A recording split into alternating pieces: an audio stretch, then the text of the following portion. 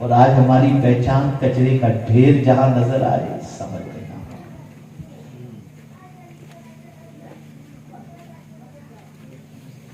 یہ ہماری پہچان. گالی گلوچ ہماری پہچان، مال کھا جانا لوگوں کا یہ پہچان، وعدہ خلافی کرنا یہ پہچان، آوارہ گردی کرنا پہچان. ذرا اپنی پہچان کو تلاش کرو کہ کس وجہ سے کیا پہچان ہے ہماری.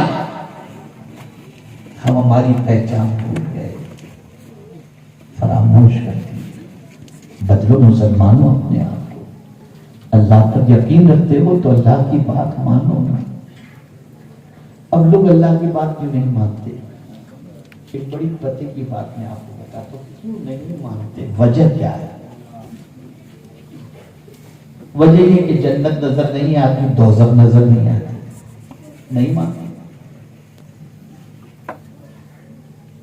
اگر جنت نظر آ جائے تو مانیں گے، دوزخ نظر آ جائے تو مانیں گے.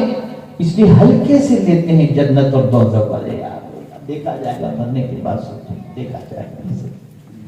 اب اس کو میں تھوڑا سا سمجھا دوں تاکہ شاید اچھی طریقے سے بات سمجھ. ایک بڑی مچھلی ہے تالاب میں. بچوں کو ذرا چپ کرائیے وہاں پر. ایک مرتبہ درود شریف پڑھنے. اللہم صلی علی سیدنا و مولانا محمد معدن الجود والکرم وعلیہ وصحبہ وبارک وسلم.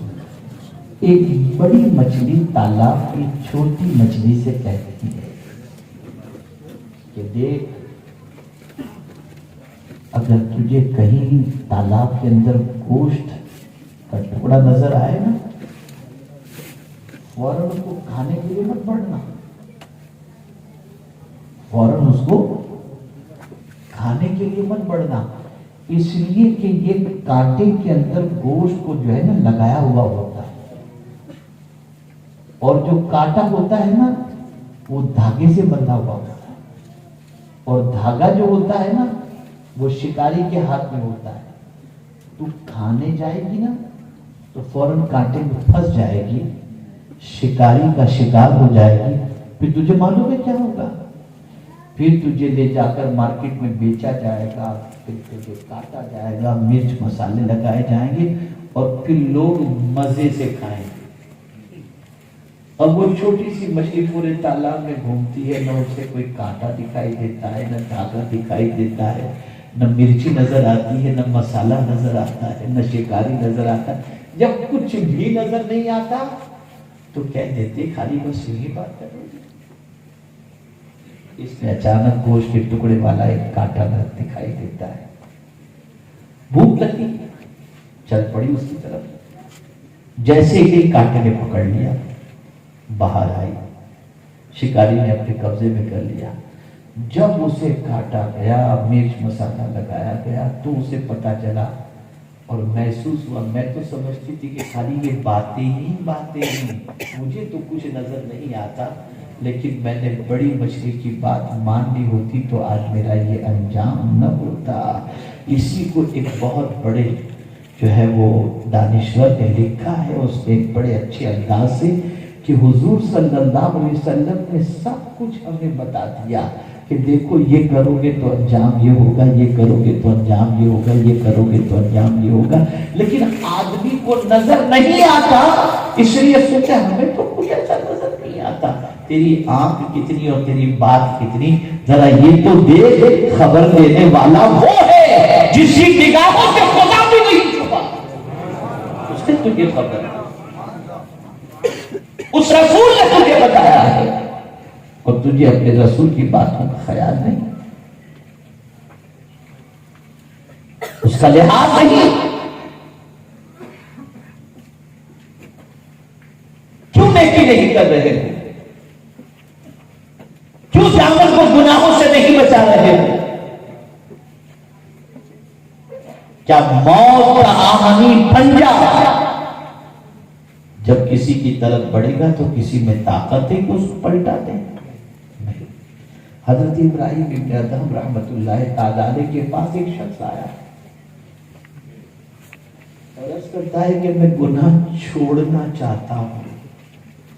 لیکن چھوڑ نہیں پاتا، حضرت کچھ مجھے بتائیں کیسے میں گناہ چھوڑوں؟ کہا ٹھیک ہے اگر تو گناہ کرنا ہے، اور اس نے کہا کہ مجھے گناہ کی اجازت بھی دے دی جائے تاکہ اللہ اکبر۔ ارشاد فرماتے ہیں بندے جب تیرے دل میں اللہ کی نافرمانی یا گناہ کا خیال آئے، اسی وقت یہ بھی خیال کر لینا کہ میں اللہ کا رزق نہیں کھاؤں گا۔ اس نے کہا اللہ کا رزق نہیں کھاؤں گا تو روزی دینے والا تو وہی ہے، اس کے رزق کے بغیر میں زندہ کیسے رہ سکوں گا؟ تو فرماتے ہیں یہ کیسا انصاف ہے، جس کی کھانا اسی کی نافرمانی کرنا۔ اس نے کہا اچھا ٹھیک ہے اور کوئی بات بتائیں؟ کہ جب تیرا دل گناہ کرنے کا چاہے تو اللہ کی زمین سے نکل کر کہیں اور جا کر کے گناہ کر۔ اس نے کہا ساری زمین تو اللہ ہی کی ہے، کوئی اور زمین تو ہے نہیں جہاں جا کر کے گناہ کر۔ تو کہا اس کی زمین سے فائدہ اٹھا اور اسی کی زمین پر تو گناہ کر۔ کہا حضور اور کچھ فرمائے۔ ارشاد فرماتے ہیں کہ جب روح قبض کرنے والا فرشتہ تیرے پاس آئے تو اس سے کہہ دینا تھوڑی سی مہلت دے دے، میں توبہ کر لوں، بعد میں تو میری روح قبض کرنا۔ وہ بولے وہ کس کی سننے والا ہے؟ تو جب وقت آئے گا وہ آ کر روح قبض کر کے چلاتا ہے۔ کہ جس کی کچھ نہ چلتی ہو، جس کے ساتھ ایسے معاملات ہوں، اس کے بعد بھی وہ گناہ کے بارے میں سوچے۔